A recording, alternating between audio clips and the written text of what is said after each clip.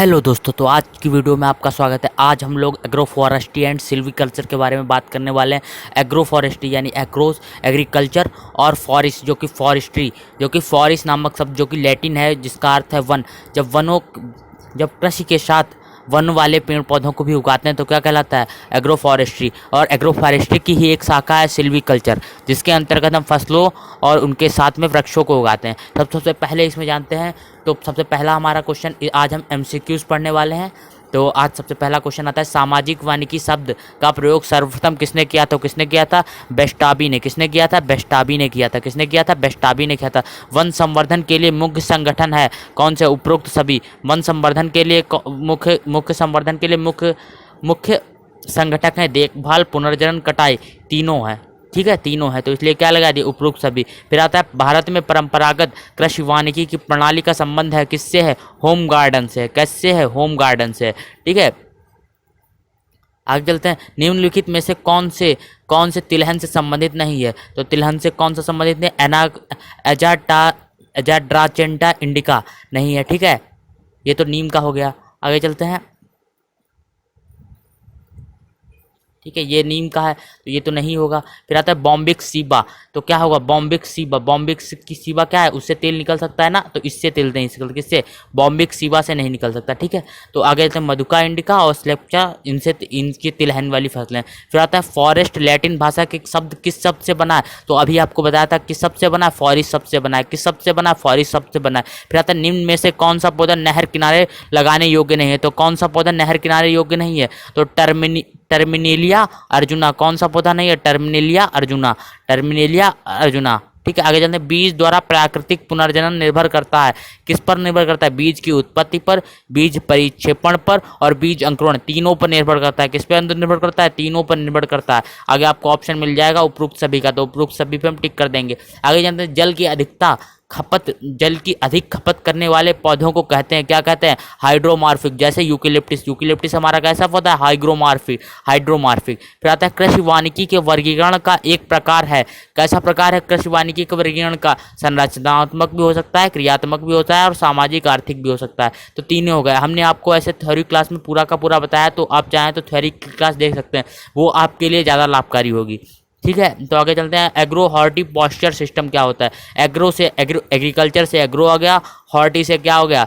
Horti से क्या हो गया? इसमें फल वाले पौधे आ गए। और पॉस्चर से कैसे पौधे आ गए? घास वाले। तो इसमें जहाँ पे फसल चारा और क्या मिलना चाहिए? चारागाह भी मिलनी चाहिए। फसल मिल गया यहाँ पे, और फल मिल जाते हैं और चारा, तो इसलिए क्या हो गया? ये वाला गा वाला क्वेश्चन हो गया, गा वाला आंसर होगा। क्या होगा? गा वाला। फसल, फल, चारा। फिर सबसे अच्छे वन कैसे होते हैं? सबसे अच्छे वन कैसे होते हैं? संरक्षित वन। कैसे होते हैं सबसे अच्छे वन? संरक्षित वन होते हैं। आपको अगर ऑप्शन मिलता है संरक्षित वन का, तो संरक्षित वन आप लगा दीजिए। फिर निम्न में से कौन नई वानिकी विकास है? नई वानिकी विकास में संरक्षण वानिकी नहीं है, लकड़ी इकट्ठा करना नहीं है, समुदायों को जंगलों से दूर रखना नहीं है। कौन सा है? वैज्ञानिक वानिकी। कौन सा है? वैज्ञानिक वानिकी। ये पिछली बार पूछे गए क्वेश्चन से। फिर आता है, पेड़ों की अधिक कटाई कहलाती है। पेड़ों की अधिक कटाई क्या कहलाती है? वन उन्मूलन। क्या कहलाती है? वन उन्मूलन। आपको हमारी थ्योरी की क्लास जरूर देखनी चाहिए, जो कि आपके लिए हम डिस्क्रिप्शन में लिंक दे देंगे। फिर आता है, वन उन्मूलन मुख्यतः कम करता है। क्या कम करता है? भूमि क्षरण बढ़ाता है, ग्लोबल वार्मिंग बढ़ाता है, वर्षा को कम करता है। किसको कम करता है? वर्षा को कम करता है। भूमि क्षरण को रोकता है। भूमि क्षरण को क्या रोकता है? वनीकरण। क्या रोकता है? वनीकरण। अधिक चराई करेंगे तो क्या? घास खत्म होगा, जिससे क्या होगा? क्षरण होगा। वन उन्मूलन से भी क्या होगा? क्षरण होगा। वनस्पति को हटाने से भी क्या होगा? क्षरण होगा। फिर आता है, वन निम्नलिखित में से गांव की आवश्यकता को पूर्ति करते हैं। वन निम्नलिखित में से कौन कौन सी गांव की आवश्यकता को पूर्ति करते हैं? तो ईंधन देते हैं, फिर चारा भी देते हैं। पर क्या खनिज गांव वालों को यूज करने की जरूरत है? तो खनिज नहीं देते हैं। फिर ऐसे ही क्या, तो किसका ऑप्शन क्या होगा? का। ईंधन, चारा, फल। इसका ऑप्शन क्या होगा? ईंधन, चारा, फल। अंतर्राष्ट्रीय कृषि वानिकी अनुसंधान केंद्र स्थित है कहाँ? नैरोबी में स्थित है। कहाँ स्थित है? नैरोबी में स्थित है। आगे चलते हैं। राष्ट्रीय जो कृषि वानिकी अनुसंधान केंद्र है वो कहाँ है? झांसी में। कहाँ है? झांसी में है। ठीक है, तो झांसी आपको याद रहेगा राष्ट्रीय वन वानिकी से। और अंतर्राष्ट्रीय के क्या याद रखना है? नैरोबी। क्या याद रहना चाहिए? नैरोबी। ठीक है, इनको याद करना इंपॉर्टेंट। फिर आता है, भारतीय चारागाह एवं घास भूमि। ये भी कहाँ है? झांसी में है। झांसी में। और ये आगे चलते हैं। देहरादून में भी शोध संस्थान है। क्या? इंडियन कृषि वानिकी अनुसंधान केंद्र। आगे जानेंगे इसके बारे में भी। देहरादून में जो विश्व वानिकी दिवस कब मनाते हैं? विश्व वानिकी दिवस कब मनाते हैं? विश्व वानिकी दिवस कब मनाते हैं? तो 21 मार्च को। विश्व वानिकी दिवस कब मनाते हैं? 21 मार्च को। विश्व वानिकी दिवस कब मनाते हैं? 21 मार्च को। 16 सितंबर को क्या मनाते हैं? ओजोन क्षरण दिवस। क्या मनाते हैं? ओजोन क्षरण दिवस। फिर आता है विश्व पर्यावरण दिवस कब कब मनाते हैं? तो 5 जून को। विश्व पर्यावरण दिवस कब मनाते हैं? 5 जून को। फिर आता है टेंगिया शब्द लिया गया है। टेंगिया शब्द कहाँ से लिया गया है? सबसे पहले इसकी खेती कहाँ हुई थी? वर्मा में। टेंगिया क्या होता है? टेंगिया एक जिस तरीके से हम लोग शिफ्टिंग मेथड अपनाते हैं, जिसमें झूम खेती आदि आ जाती हैं जो कि पूर्वोत्तर राज्यों में होती हैं, वैसे ही खेती की जाती है। ठीक है, वैसी ही खेती जो बर्मा से स्टार्ट हुई, उसके बाद अफ्रीका की तरफ, ठीक है, नाइजीरिया आइजियार में अपनाई गई। ठीक है, 1800 के आसपास वर्मा में आई। वर्मा के बाद ये कहाँ गई? नाइजीरिया में गई। ठीक है। अच्छा, निम्न में से कौन से वन का महत्व है? कौन सा वन का महत्व है? मृदा क्षरण को रोकता है, भोजन, शेल्टर, जल, औषधि की उपलब्धता कराता है, बाढ़ को रोकता है। तो क्या होगा? उपयुक्त सभी कार्य करता है। क्या करता है? उपयुक्त सभी कार्य करता है। निम्न में से कौन सा पेड़ नहीं है? निम्न में से कौन सा? परकुपाइन। परकुपाइन क्या है? परकुपाइन एक जानवर की प्रजाति है। फिर आता है इसमें कौन कौन से वन है? टीक, साल और कचनार, तीनों क्या है? वन है। फिर आता है चिपको आंदोलन की शुरुआत कहाँ उसी से हुई? अरेबिया वन से नहीं हुई। कहाँ से नहीं हुई? अरेबिया वन से नहीं हुई। खजराली गांव से भी नहीं हुई। तो कहाँ से हुई? रेनी इन गढ़वाल से। कहाँ से हुई? रेनी इन गढ़वाल से। कब हुई थी? 1973 से 74 के बीच में चिपको आंदोलन स्टार्ट हुआ। कब हुआ? 1973 से 74 के बीच में। कौन थे? इसका मुख्य संचालन किसने किया? सुंदरलाल बहुगुणा ने। किसने किया? सुंदरलाल बहुगुणा ने।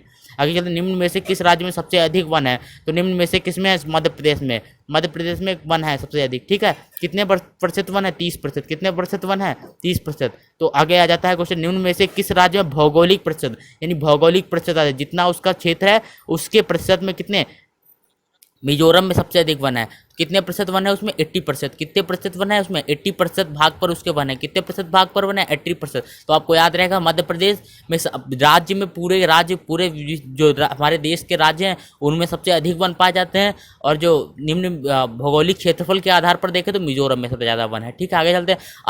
अवर्गीकृत वन मुख्य रूप से पाए जाते हैं। कहाँ पाए जाते हैं? समस्त उत्तर प्रदेश और गुजरात क्षेत्र में नहीं पाए जाते हैं। पंजाब और हरियाणा क्षेत्र में नहीं पाए जाते हैं। पश्चिम बंगाल और बिहार में नहीं पाए जाते हैं। तो कहाँ पाए जाते हैं? केरल और तमिलनाडु में। कहाँ पाए जाते हैं? केरल और तमिलनाडु में। फिर आता है सुरक्षित वन का संबंध है। सुरक्षित वन का संबंध किससे है? सुरक्षित वन का संबंध स्थायी वन प्रदेश से। किससे? स्थायी वन प्रदेश से। अवर्गीकृत वन, जैसे कि आधे वन यहाँ है, आधे वन यहाँ है, आधे वन यहाँ है, इस तरीके से अलग अलग बोए गए वनों को क्या कहते हैं? अवर्गीकृत वन। मैग्रोव वन कहाँ होते हैं? जहाँ नदियों के पास उगने वाले वनों को क्या कहते हैं? मैग्रोव वन कहते हैं। खुला वन, जिसमें क्या होता है, जो कि जिनमें सब प्रतिशत सबसे कम होता है। फिर आता है भारत में किस क्षेत्र में सदाहरित वन पाए जाते हैं? तो भारत के किस क्षेत्र में सदाहरित वन पाए जाते हैं? सदाहरित वन वहीं तो पाए जाते हैं जहाँ पर बारिश अधिक हुई। तो कहाँ पाए जाते हैं? असम में पाए जाते हैं। कहाँ पाए जाते हैं? असम में पाए जाते हैं। भारी वर्षा वाले क्षेत्रों जैसे पश्चिमी घाट, आइसलैंड समूह और असम के ऊपरी भाग में निम्न में से कौन से वन पाए जाते हैं?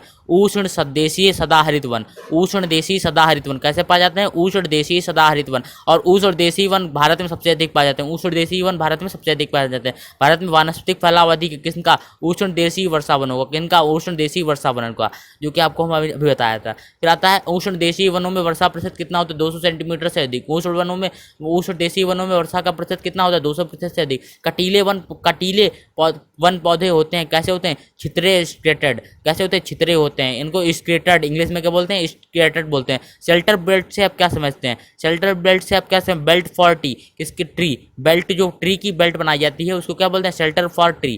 ठीक है, belt for tree, shelter belt को बोलते हैं। इसमें क्या होता है, हम पेड़ों को एक कतारों में बोलते हैं। जैसे एक कतार हमने यहाँ लगाई, फिर एक कतार यहाँ, फिर एक कतार यहाँ, एक कतार यहाँ, फिर उसके बाद हम क्या करते हैं? यहाँ पे अपनी फसल बोते हैं, जिससे क्या होता है? हवा से क्षरण नहीं होता। हवा से क्या, पौधे गिरते नहीं हैं यहाँ पर के फसल के। फिर आता है पेड़ों के आवरण विकास के लिए कौन सी स्थापत्य कला का प्रयोग करते हैं?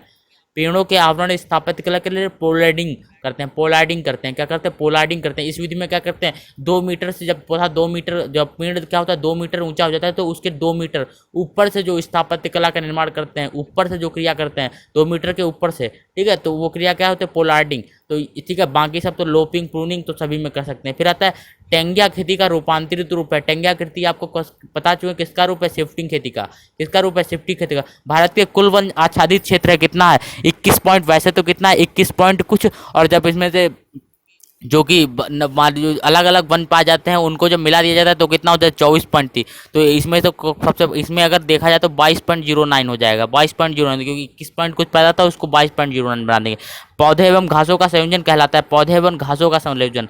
तो पौधे एग्रो हो गया, और घासों का घास कैसे हो जाएंगे, पॉस्चर। पॉस्चर क्या होगा, पौधे पौधे कौन से हो गए, सिल्वी, सिल्वी कल्चर में पौधे हो गए, पॉस्चर में क्या हो गई, घास है, तो एग्रो पॉस्चर। ठीक है, एग्रो सिल्वी पॉस्चर क्या कहलाएगा, सिल्वी पॉस्चर क्या कहलाएगा, सिल्वी पॉस्चर। आगे चलते हैं। यूपी के तराई क्षेत्रों में कृषि वानिकी प्रणाली अपनाई जाती है, कौन सी प्रणाली अपनाई जाती है, पॉपुलर और गन्ना बोने की, कौन सी प्रणाली अपनाई जाती है, पॉपुलर और गन्ना बोते हैं साथ में। ठीक है, ये ठीक है एग्रो फॉरेस्ट्री के अंतर्गत, सिल्वीकल्चर के अंतर्गत। फिर आता है ऊर्जावान बहुउद्देशीय पौधे मुख्यतः ग्रहण किए जाते हैं, क्या ग्रहण करते कौन से होते हैं, नीम और महुआ, कौन से होते हैं, नीम और महुआ, कौन से होते हैं, नीम और महुआ। ऐसे पौधे जिनको बोने के बाद पौधे की ऊंचाई सामान्यतः 1 मीटर होती है कहलाते हैं, कौन से कहलाते हैं, सीडलिंग। क्या कहलाते हैं, सीडलिंग कहलाते हैं, क्या कहलाते हैं, सीडलिंग कहलाते हैं। और क्राउन से, जो कि हमारा क्राउन से जमीन तक की दूरी को क्या कहते हैं, बोल कहते हैं, बोल हाइट क्या कहते हैं, क्या कहते हैं, बोल हाइट कहते हैं, क्या कहते हैं, बोल हाइट कहते हैं। ठीक है, आगे चलते हैं। वे पौधे जिनकी वे पौधे जिनकी ऊंचाई सामान्यतः 1 मीटर से अधिक नहीं होती और सदैव हरे तथा कोमल रहते हैं तो उनको क्या बोलते हैं, शाक बोलते हैं, उनको क्या बोलते हैं, शाक बोलते हैं। फिर आता है कौन सा वन उत्पादक की भूमिका नहीं है, कौन सा वन उत्पादक की भूमिका नहीं है, तो चलाऊ लकड़ी उत्पादक की भूमिका, टिम्बर और चारा उत्पादक की भूमिका, कारखानों के लिए कच्चा माल उत्पादक की भूमिका। इसमें क्या हो जाएगा, वन एवं पारिस्थितिक सुरक्षा। तो ये क्या होगा, ये तो वो आ गया, सोशल फॉरेस्ट्री के अंतर्गत है। निम्न में से कौन सा प्राकृतिक पुनर्जनन नहीं है, कौन सा, बीज रोपण। बीज को हम जब रोपते हैं तो वो कृत्रिम हो गया ना, इसलिए क्या होगा, बीज रोपण। कहता है पॉपुलर का संबंध किस फैमिली से है, तो पॉपुलर का संबंध किस फैमिली से, सेलकेसी से। किससा, सेलकेसी से, किससे, सेलकेसी से। पेड़ को जमीन की 2 मीटर से ऊंचाई काट देना क्या कहलाता है, पोलार्डिंग, हम आपको पहले ही बता चुके हैं। ठीक है, आगे चलते। भारतीय वन अनुसंधान अधिनियम कब आया, भारतीय वन अनुसंधान अधिनियम पहला कब आया, 1927 में। कब आया, 1927 में। फिर आता है पौधों की ऊंचाई मापन के लिए किस यंत्र का प्रयोग करते हैं, किसका प्रयोग करते हैं, डेंड्रोमीटर का। किसका प्रयोग करते हैं, डेंड्रोमीटर का। किसका प्रयोग करते हैं, डेंड्रोमीटर का। फिर आता है प्रथम वन नीति की संकल्पना पास हुई, प्रथम वन नीति की संकल्पना 1894 में पास हुई। कब पास हुई, 1894 में पास हुई। फिर आता है वन महोत्सव सप्ताह कब से मनाया जाता है, वन महोत्सव सप्ताह 1950 से मनाया जाता है। कब से मनाया जाता है, 1950। पेड़ की जमीन से क्राउन तक की ऊंचाई क्या कहलाती है, बोल हाइट कहलाती है। क्या कहलाती है, बोल हाइट कहलाती है। क्या कहलाती है, बोल हाइट कहलाती है। तो जिस फॉरेस्ट में 80% से अधिक एक ही प्रजाति के वन पाए जाते हैं उन्हें क्या कहते हैं, प्योर फॉरेस्ट कहते हैं। क्या कहते हैं, प्योर फॉरेस्ट कहते हैं। फिर रिजर्व फॉरेस्ट्री के पिता कौन है, सर डेडरिच ब्रॉन्डिस। कौन से, सर डेडरिच ब्रॉन्डिस क्या है, इंडियन फॉरेस्ट्री के पिता। फिर आता है इंपीरियल फॉरेस्ट रिसर्च इंस्टीट्यूट कहाँ है, देहरादून। देहरादून की स्थापना कब हुई, तो कब हुई थी, 1906 में हुई थी। कब हुई थी, 1906 में हुई थी। कब हुई थी, 1906 में हुई थी। ठीक है, अब इसे क्या बोलते हैं, इंडियन फॉरेस्ट रिसर्च इंस्टीट्यूट। अब क्या बोलते हैं, Indian forest research institute. Dehradun की स्थापना कब हुई, 1906 में। वाइल्ड लाइफ प्रोटेक्शन एक्ट कब आया, वाइल्ड लाइफ प्रोटेक्शन एक्ट कब आया, 1972 में। वाइल्ड लाइफ प्रोटेक्शन एक्ट कब आया, 1972 में। फिर आता है वर्ल्ड वाइल्ड लाइफ वीक कब से कब तक मनाते हैं, 1 से 7 अक्टूबर तक। वर्ल्ड वाइल्ड लाइफ वीक कब से कब तक बनाते हैं, तो 1 से 7 अक्टूबर तक बनाते हैं। ट्री प्रोटेक्शन एक्ट कब आया, 1976 में। ट्री प्रोटेक्शन एक्ट कब आया, 1976 में आया।